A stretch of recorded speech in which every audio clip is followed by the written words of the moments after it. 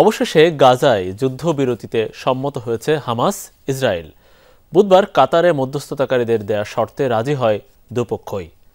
15 মাসের বেশি সময় ধরে গাজায় ইসরায়েলি আগ্রাসন চলার পর অবশেষে এলো যুদ্ধবিরতির সুখবর। এরই মধ্যে ইসরায়েলি হামলায় প্রাণ গেছে 47,000 ফিলিস্তিনির। বৃহস্পতিবার আনুষ্ঠানিকভাবে চুক্তির বিস্তারিত ঘোষণা করা হবে। আন্তর্জাতিক বিভিন্ন গণমাধ্যম জানিয়েছে, খলিল ইয়াহিয়ার নেতৃত্বে একটি প্রতিনিধি দল কাতার এবং মিশরের মধ্যস্থতাকারীদের কাছে যুদ্ধবিরতির অনুমোদনপত্র হস্তান্তর করেছে। প্রাথমিকভাবে জানানো হয়েছে, রোববার থেকে কার্যকর হবে এই যুদ্ধবিরতি। এর আগে গাজায় যুদ্ধ বন্ধে দফায় দফায় উদ্যোগ নেওয়া হয়, কিন্তু ইসরায়েলের আপত্তির মুখে তা ভেস্তে যায়। যুদ্ধবিরতির উদ্যোগ বারবার ভেস্তে যাওয়ায় চাপ বাড়ছিল নেতানিয়াহু প্রশাসনের উপরও। 2023 সালের অক্টোবরে ইসরায়েলি ভূখণ্ডে অভিযান চালায় হামাস। এরপর থেকেই গাজায় তাণ্ডব চালিয়ে আসছে ইসরায়েল।